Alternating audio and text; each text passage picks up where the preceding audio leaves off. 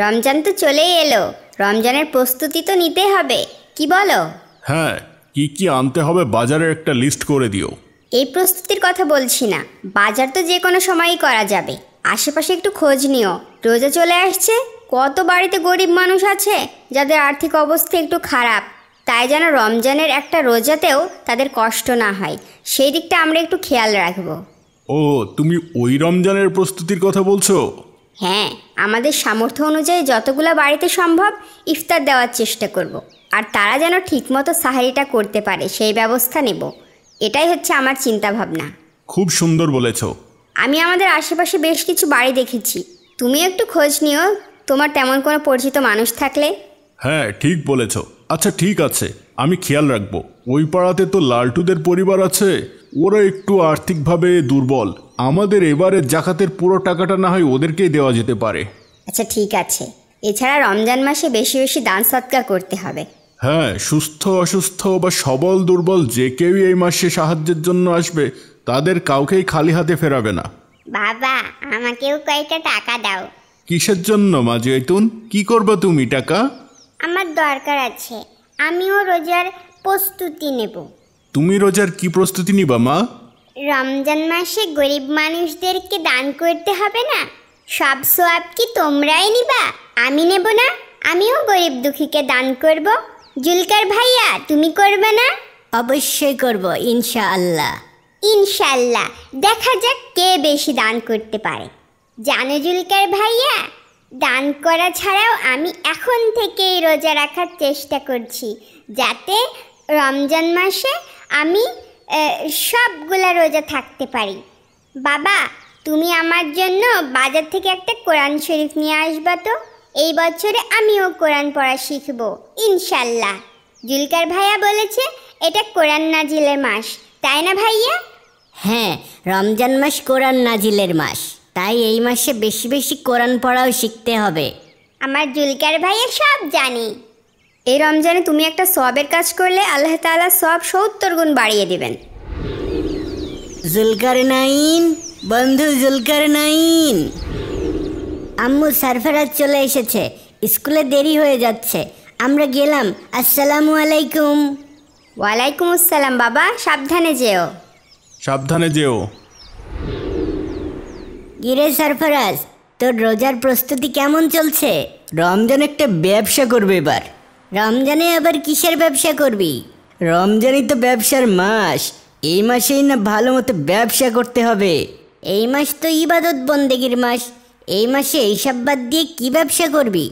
আরে আমি এই দুনিয়ার ব্যবসা না, ওই দুনিয়ার ব্যবসার কথা বলছি।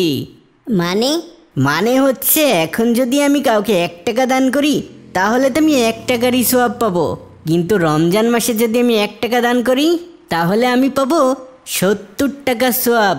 ভাব একবার, 1 টাকায় যদি 70 টাকা পাই তাহলে 1000 টাকায় কত পাবো?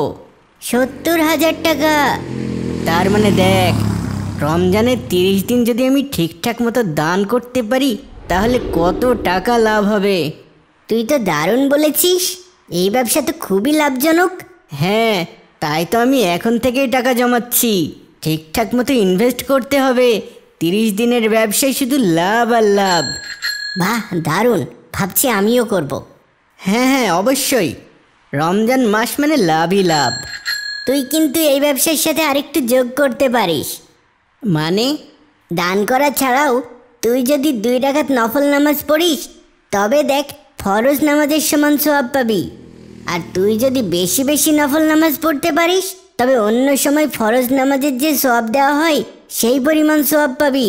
এটা কি কম লাভ বল? হ্যাঁ হ্যাঁ, অবশ্যই, রমজান মাস মানে লাভই লাভ।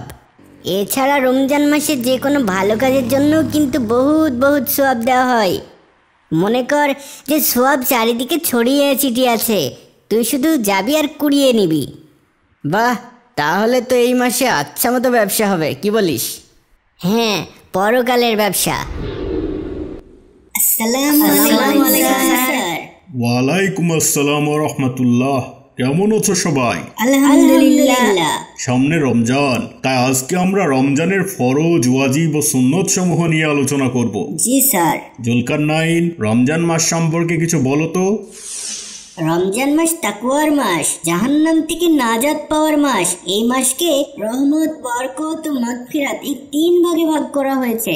এই মাসে জাহান্নামের দরজা বন্ধ থাকে আর জান্নাতের দরজা খুলে দেওয়া হয়। এই মাসে শয়তানকে বেঁধে রাখা হয়। তাই ইবাদত ও গুনাহের ক্ষমা পাওয়ার এটাই সর্বশ্রেষ্ঠ সময়। মাশাআল্লাহ, অনেক ভালো বলেছ। রমজান সিয়াম সাধনার মাস। কে বলতে পারবে রমজান মাসে ফরজ কয়টি? কেউ জানো না? আচ্ছা, আমি বলছি। রমজান মাসে ফরজ মাত্র একটি, আর সেটি হচ্ছে রমজানের 1 মাস রোজা পালন করা। আল্লাহ তাআলা কোরআনে কারিমে সূরা বাকারার 183 নম্বর আয়াতে বলেছেন, হে মুমিনগণ, তোমাদের উপর রোজা ফরজ করা হয়েছে যেভাবে ফরজ করা হয়েছিল তোমাদের পূর্ববর্তীদের উপর, যাতে তোমরা তাকওয়া অবলম্বন করো। আমাদের আগেও কি রোজা ফরজ ছিল? হ্যাঁ, রোজা একটি বিশেষ ইবাদত। স্যার, রোজা কি সবার উপরে ফরজ? অবশ্যই, সকল প্রাপ্তবয়স্কদের উপর রোজা ফরজ, যারা শারীরিক ও মানসিকভাবে সুস্থ। তাহলে স্যার, ছোটদের উপর কি রোজা ফরজ না? ফরজ নয়, কিন্তু ছোট থেকে রোজা রাখা ভালো, কারণ এতে বড় হয়ে রোজা রাখতে কষ্ট হবে না। বড়দের উচিত ছোটদের রোজা পালনে উৎসাহিত করা। আর যদি কেউ অসুস্থ থাকে, তাহলে তাকেও কি রোজা রাখতে হবে? অসুস্থতার ব্যাপারেও মাসআলা আছে। যদি কেউ খুব অসুস্থ থাকে, তবে তার জন্য রোজা না রাখলে গুনাহ হবে না, কিন্তু সুস্থ হওয়ার পর তাকে সেই রোজার কাজা অবশ্যই আদায় করে দিতে হবে। আর যদি কাজা আদায় করতে অপারগ হয়, তবে রোজার পরিবর্তে ফিদিয়া দিতে হবে। স্যার, ফিদিয়া কি? ফিদিয়া হলো শরিয়া মোতাবেক কেউ রোজা রাখতে না পারলে তার প্রতিটি রোজার জন্য একটি ফিতরা এর সমপরিমাণ খাদ্য বা মূল্য একজন গরিবকে দান করা। ও আচ্ছা, তার মানে শারীরিক অসুস্থতার জন্য রোজা রাখতে না পারলে প্রতি রোজার জন্য 1 ফিতরা এর সমান খাদ্য বা মূল্য গরিবকে দান করতে হবে। একদম তাই। তবে ভালো হলো নিজেই নিজের কাজা রোজা করে দেওয়া। তাহলে তো আমাদের অবশ্যই রোজা মিস দেওয়া উচিত না। অবশ্যই না। অন্য সকল ইবাদত আমরা করি আমাদের নিজেদের ভালোর জন্য। রোজা একমাত্র ইবাদত যা করা হয় আল্লাহ তাআলার সন্তুষ্টির জন্য। প্রতি বছরে মাত্র একবার আসে, আর রোজার প্রতিদান আল্লাহ তাআলা নিজে দিবেন। সুবহানাল্লাহ। রমজানের কিছু ওয়াজিব আছে। কেউ কি বলতে পারবে রমজানের ওয়াজিব কয়টা? কয়টা স্যার? রমজানের ওয়াজিব হলো 2টা। কি কি স্যার? সদকাতুল ফিতর বা ফিতরা দেওয়া এবং ঈদের নামাজ পড়া। ফিতরা কি সবাইকে দিতে হবে স্যার? অবশ্যই। রমজান মাসে প্রত্যেকটা মানুষের উপর ফিতরা আদায় করা ওয়াজিব বা অবশ্য কর্তব্য। কিন্তু আমার তো টাকাই নেই, আমি কিভাবে ফিতরা দিব? ঈদের দিন সকালে যে ব্যক্তি নিসাব পরিমাণ সম্পদের মালিক, সে তার নিজের ও তার পরিবারের সকল সদস্যের ফিতরা আদায় করবেন। ও আচ্ছা, তার মানে আমার বাবা ফিতরা আদায় করবে। কিন্তু স্যার, যদি কারো নিসাব পরিমাণ সম্পদ না থাকে? যদি কেউ নিসাব পরিমাণ সম্পদের মালিক নাও থাকেন, তবু সুন্নত বা নফল হিসেবেও সদকাতুল ফিতরা প্রদান করা উত্তম। কারো যদি স্যার কিছুই না থাকে, তবে তো সে ফিতরা নেওয়ার উপযোগী। ও আচ্ছা। রমজান মাসের বেশ কিছু বিশেষ সুন্নত আছে। তোমাদের মাঝে কেউ কি রমজানের কিছু সুন্নত বলতে পারবে? জি স্যার, পারবো। ঠিক আছে, তাহলে বলো তো একে একে।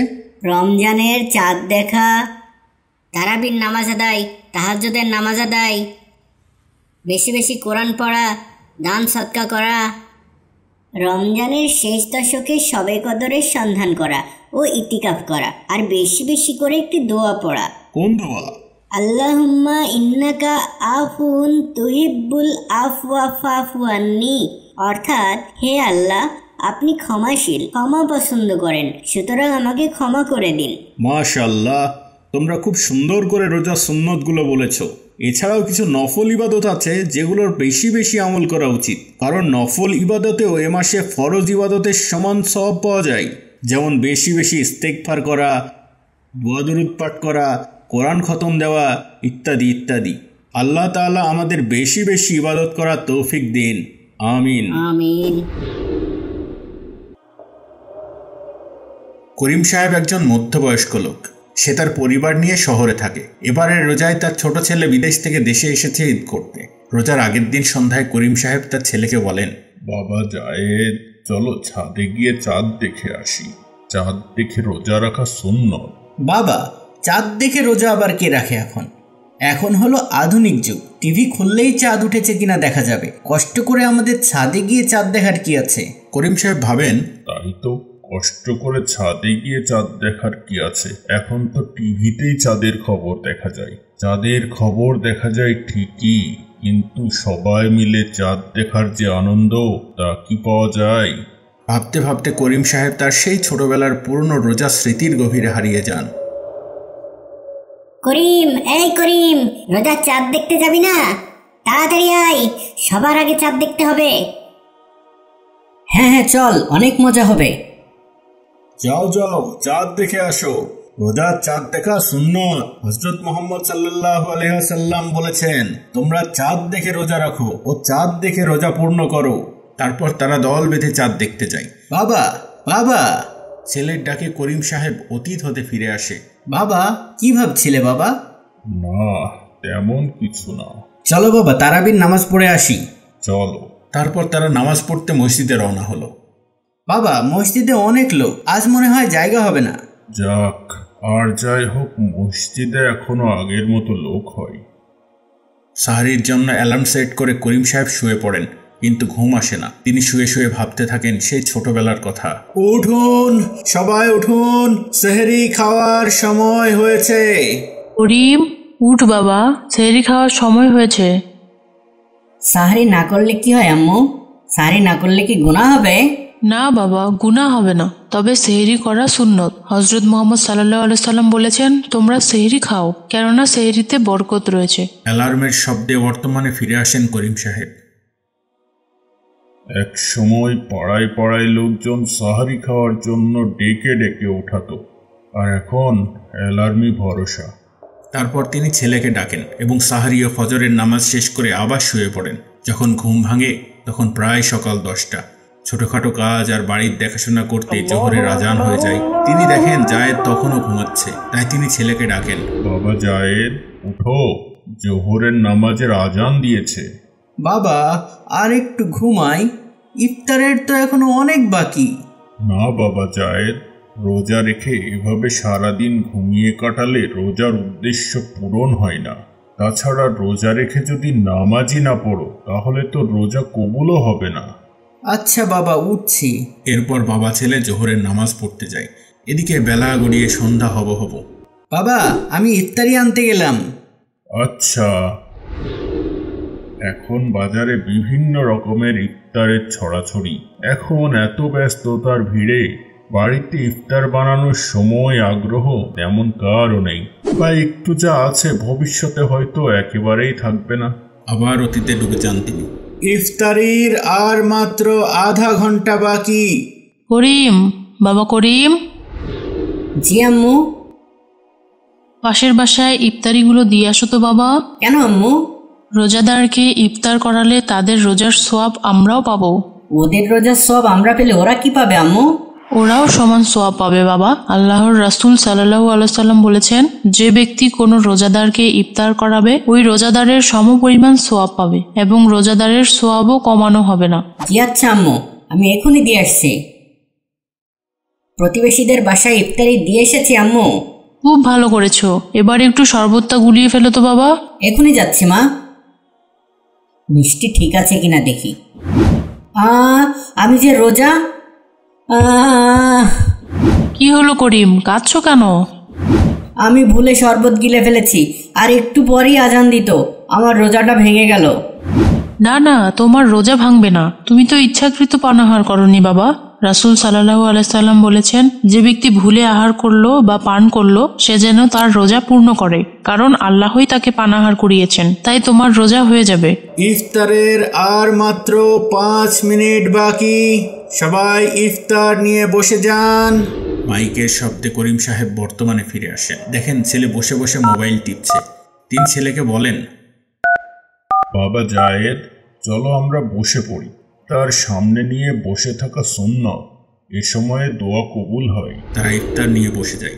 আমাদের সময়ে একজন আরেকজনের বাড়িতে ইফতার পাঠাত, এখন কেউ কারো বাড়িতে ইফতার পাঠায় না। হয়তো সবার বাড়িতে ইফতার তৈরি হয়, হয়তো। তারপর আজান দেয়। আর এভাবে বর্তমান আর অতীত সঙ্গে নিয়েই প্রথম রোজা পূর্ণ করেন বৃদ্ধ করিম সাহেব।